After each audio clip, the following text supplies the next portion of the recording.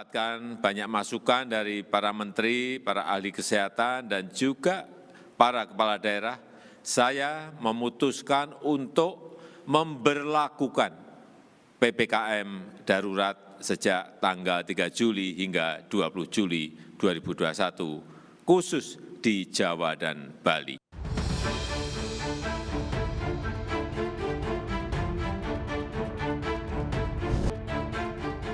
Di tengah ledakan kasus COVID-19, pemerintah akhirnya mengambil langkah strategis. Presiden Jokowi resmi memberlakukan PPKM darurat terhitung 3 hingga 20 Juli mendatang. Presiden meminta seluruh rakyat untuk tetap tenang, waspada, dan tetap mematuhi protokol kesehatan. Kapasitas rumah sakit dan ketersediaan alat kesehatan akan menjadi salah satu perhatian pemerintah dalam PPKM darurat. Saya minta masyarakat berdisiplin mematuhi pengaturan ini demi keselamatan kita semuanya. Pemerintah akan mengerahkan seluruh sumber daya yang ada untuk mengatasi penyebaran COVID, seluruh aparat negara, TNI, Polri, maupun aparatur sipil negara, dokter dan tenaga kesehatan harus bahu-membahu bekerja sebaik-baiknya untuk menangani wabah ini. PPKM darurat akan diterapkan di 44 kabupaten kota yang tersebar di 6 provinsi. Menko Perekonomian Airlangga Hartarto didaulat sebagai koordinator PPKM darurat non-Jawa Bali. Sementara Menko Kemaritiman Luhut Binsar Panjaitan akan mengkomandani PPKM darurat Jawa Bali. PPKM darurat mengatur sektor non-esensial untuk 100% work from home. Sementara supermarket, pasar tradisional, dan toko penjual kebutuhan sehari-hari hanya boleh beroperasi hingga pukul 8 malam. Sementara toko obat tetap dapat buka 24 jam. Sedianya, penerapan PPKM darurat akan terus dipantau dan dievaluasi setiap hari. Hingga hari ini, jumlah kasus COVID-19 di Indonesia tercatat mencapai 2.203.108 jiwa, dengan penambahan kasus mencapai 24.836 kasus. Pelaksanaan PPKM darurat baru akan dimulai lusa, tetapi sejumlah daerah sudah bersiap, termasuk di Bandung dan di Semarang. Kita akan lihat ada Desi di Bandung dan Doni di Semarang. Saya ke Desi dulu di Bandung. Desi, saya melihat di belakang Anda itu sudah ada penyekatan. Apakah ini sudah dimulai di sana, penjagaan atau bagaimana? Ya, selamat malam Latif dan pemirsa. Memang untuk di Kota Bandung sendiri sejak 2 minggu yang lalu pasca Gubernur Jawa Barat Ridwan Kamil mengumumkan status siaga 1 COVID-19 di wilayah Bandung Raya. Di wilayah Kota Bandung sendiri ini sudah diterapkan PPKM, Latif dan juga pemirsa. Ini artinya sejak 2 minggu yang lalu memang sudah terjadi atau sudah mulai diberlakukan pembatasan kegiatan masyarakat. Ini salah satunya, Latif dan juga pemirsa. Sejumlah jalan protokol di Kota Bandung mulai pukul 6 petang sampai dengan pukul 5 pagi ini ditutup untuk membatasi mobilitas warga Kota Bandung. Sementara untuk di akhir pekan, di hari Jumat, Sabtu, dan juga Minggu, penutupan ruas jalan di Kota Bandung ini ditambah di siang hari, mulai pukul 2 siang sampai dengan pukul 4 sore. Nah, selain itu juga pembatasan-pembatasan lainnya seperti untuk perkantoran, ini menerapkan pola 75% work from home dan juga 25% maksud kami work from office. Kemudian juga untuk pembatasan lainnya seperti kafe, restoran, dan juga rumah makan, ini juga tidak diperbolehkan untuk makan di tempat. Ini wajib take away atau dibawa pulang. Sementara untuk jam operasional pertokoan, kemudian juga pusat perbelanjaan atau mal ini juga dibatasi hingga pukul 8 malam. Jadi kalau misalnya tadi kita sudah melihat pemirsa informasi yang disampaikan Latif bahwa memang dari aturan PPKM darurat ini sebenarnya hanya tinggal menyesuaikan saja dengan aturan dari pemerintah pusat untuk warga Kota Bandung sendiri. Karena memang mengingat dari 2 minggu yang lalu, seperti yang saya sebutkan di awal tadi, di Kota Bandung sendiri sudah diterapkan pembatasan kegiatan masyarakat. Tinggal menyesuaikan saja aturan-aturan dari PPKM darurat yang diterapkan oleh pemerintah pusat. Dan tadi juga terkait dengan implementasi dari PPKM darurat di wilayah Jawa Barat ini, Gubernur Jawa Barat Ridwan Kamil melalui press conference ya,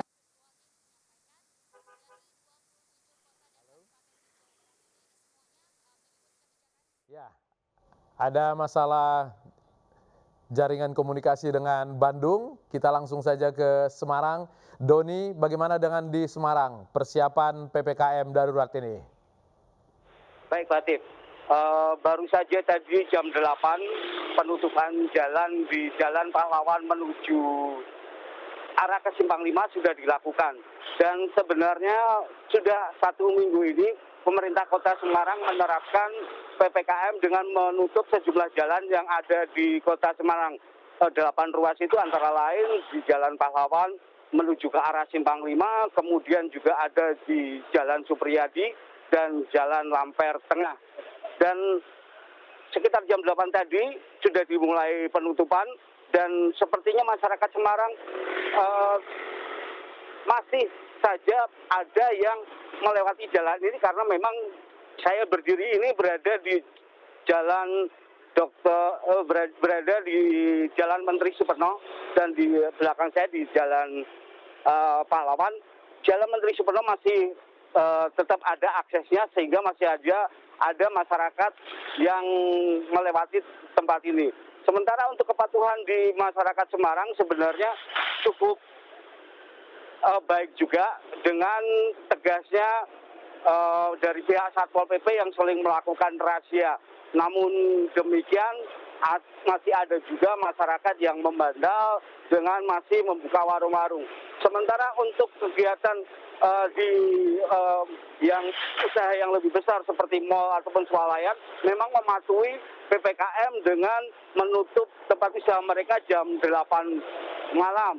Namun demikian untuk yang pedagang kaki lima masih saja razia dari Satpol PP masih banyak menemukan yang masih buka di sejumlah jalan yang tidak ditutup. Demikian. Tanggapan warga sendiri bagaimana, Doni, terhadap penyekatan atau pengetatan kondisi di Semarang ini? Kalau untuk warga sendiri, sepertinya sebagian sudah merasa siap dengan penutupan ini karena mereka bisa menjalankan PPKM yang tutup sampai jam 8 malam. Sementara kalau untuk PPKM darurat nanti ditutup jam 5. Hanya tinggal menambah sedikit lagi kalau begitu ya. Baik, Doni, terima kasih dari Semarang dan sebelumnya tadi ada Desi Juliani dari Bandung. PPKM darurat akan dijalankan dengan beberapa catatan, termasuk salah satunya adalah kantor-kantor non-esensial harus WFH 100%. Apakah kebijakan ini akan efektif untuk menekan laju penambahan pasien positif COVID? Kita langsung berbincang dengan seorang epidemiolog, Kamaluddin Latif. Selamat malam Pak Kamal. Selamat malam Bang Latif. Apa kabar? Alhamdulillah kabar baik. Iya, kita pernah PSBB dan sekarang PPKM darurat. Kira-kira poin besar daripada PPKM darurat ini untuk menekan laju COVID itu bagian yang mana? Ya, kalau kita lihat sebelum ke sana, Bang Latif, memang mau tidak mau kita harus melakukan rem darurat sekarang. Dengan penambahan rata-rata lebih dari 20.000 kasus per hari pekan ini, hari ini 24.800, itu saya melihat dari analisis itu ada, dalam pekan ini kita masuk ke 5 negara penyumbang kasus COVID tertinggi, jadi 2,2 juta. Dan hampir 59.000 kematian. Jadi tingginya mobilitas dengan adanya adanya varian baru dan juga positivity rate yang semakin tidak terkendali memang harus ada rem darurat. Tetapi saya melihat begini, penggunaan nama, perbedaan nama PSBB, kemudian sekarang PPKM mikro dan PPKM darurat itu memang harus diikuti dengan implementasi pelaksanaan. Jadi kita belum lihat apa yang akan terjadi ke depan, tetapi yang sudah-sudah seperti yang sudah-sudah implementasi maupun monitoring dan evaluasi ini yang tidak ketat. Sehingga ada kesan bahwa kalau dulu PSBB orang mengatakan bahwa ini hanya pembatasan sifatnya basa-basi begitu. Jadi jangan sampai implementasinya tidak garang seperti kata yang digunakan. Baik, Pak Kamal, kalau tadi Pak Kamal menyebutkan bahwa sebenarnya penurunan atau pengetatan mobilitas merupakan salah satu cara untuk menekannya. Apakah misalnya WFH 100%, kemudian mal ditutup tersebut, itu sudah bagian poin besar untuk menekan laju COVID? Ya, itu mungkin menjadi satu bagian. Tetapi bagaimana kita menghentikan wabah? Kalau kita belajar sejarah pandemi, di banyak negara maupun pandemi yang terjadi sebelumnya, penyelesaian pandemi itu tidak bisa diselesaikan hanya dengan satu cara.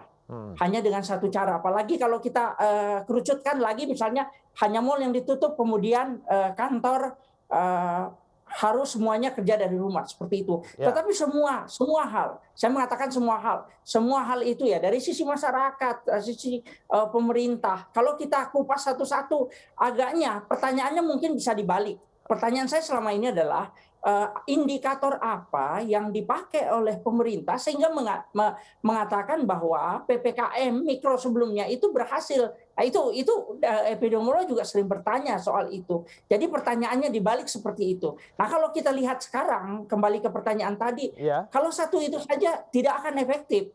Tidak akan efektif kalau hanya satu itu saja. Kalau sekarang Itu, ini katanya di varian baru ini klaster keluarga yang menjadi penyumbang terbesar penambahan pasien. Apakah kemudian ketika sekolah ditutup, ibadah tidak boleh ke tempat ibadah, kemudian mal ditutup, itu cukup sementara kegiatan pasar masih dibuka sampai jam 8 malam? Ya, itulah yang saya katakan Bang Latif, bahwa kalau kita lihat kejadian-kejadian itu tidak hanya di kantor, misalnya klaster kantor, kemudian klaster pasar, tetapi klaster rumah tangga juga sudah mendominasi sekarang, klaster keluarga. Nah, ini dulu ada isolasi mandiri yang dipisah, tapi kalau sekarang dengan tingginya jumlah kasus yang terjadi sekarang, kalau dulu itu OTG-nya yang jalan-jalan. Kalau sekarang orang yang terkonfirmasi positif PCR-nya Masih dan boleh ada jalan-jalan. gejala, itu dengan leluasa berkegiatan, sehingga ini yang membuat situasinya menjadi semakin rumit. Dari prediksinya kasusnya akan semakin naik dengan situasi cara kita menangani pandemi ini. Baik, dari segi durasi hanya sekitar 3 pekan, itu cukup kira-kira? Ya, kalau dilihat dari masa inkubasi memang 14 hari, tetapi kembali lagi ya Bang Latif, bahwa kebijakan pemerintah menghentikan, tetapi kalau di dalam klaster keluarga itu sendiri terjadi penularan yang masif di satu tempat. Dan sekarang penggunaan definisi operasional yang dipakai oleh pemerintah. Misalnya cut off point ya, titik potong yang dipakai misalnya mengatakan bahwa wilayah ini, kalau saya lihat itu di Provinsi Jawa Barat lah contohnya. Di Jawa Barat itu sebagian besar didominasi oleh kota. Padahal kasus di Kabupaten Bandung itu sangat tinggi. Nah, penyakit itu tidak mengenal teritori seperti itu. Ya. Kemudian bagaimana kita mencegah kalau misalnya penularan itu masih terjadi, artinya aktivitas penyakit menular itu kan akan mengikuti bagaimana mobilitas warga. Jadi kalau masih ada aktivitas baik di dalam keluarga, dia tidak mengenal hanya di mal saja, hanya di pasar saja, di dalam juga. Prediksi Pak Kamal, kira-kira PPKM darurat tahap 2 akan dilanjutkan atau bagaimana? Tentu kelihatannya pemerintah akan melihat lagi indikator kasus. Kalau kita lihat kan penambahannya sudah luar biasa, di atas 20.000. Jadi kalau kita lihat, saya melihat kemungkinan masih akan diteruskan. Dengan tren seperti ini dan cara kita melakukan evaluasinya nanti kira-kira KPI-nya apa? Apakah penambahan harian yang turun atau apa kira-kira yang paling efektif untuk mengukurnya? Yang paling kita untuk melihatnya tidak bisa satu hal saja. Jumlah kasus per hari. Jumlah kasus per hari itu kita lihat, kemudian jumlah kematian, kemudian bagaimana kapasitas pelayanan rumah sakit. Jadi beban rumah sakit itu bukan semata-mata dilihat dari bed occupancy rate-nya, bornya, tetapi bagaimana ketersediaan alat dan bagaimana nakes. Karena sekarang ini isunya bukan hanya tempat tidur tersedia. Kalau nakesnya tidak ada, kalau ventilator tidak ada, kalau oksigennya tidak ada. Dan sekarang itu semua sedang bermasalah Pak Kamal ya. Baik, mudah-mudahan ini adalah langkah yang bagus dilakukan pemerintah. Kita lihat nanti ke depannya. Ya, kita berharap seperti itu. Kita berharap. Oke. Pak Kamaludin Latif, epidemiolog Universitas Indonesia, terima kasih. Petugas pemakaman COVID-19 diusir keluarga pasien di Bulukumba, Sulawesi Selatan. Selengkapnya usai jeda di iNews Prime.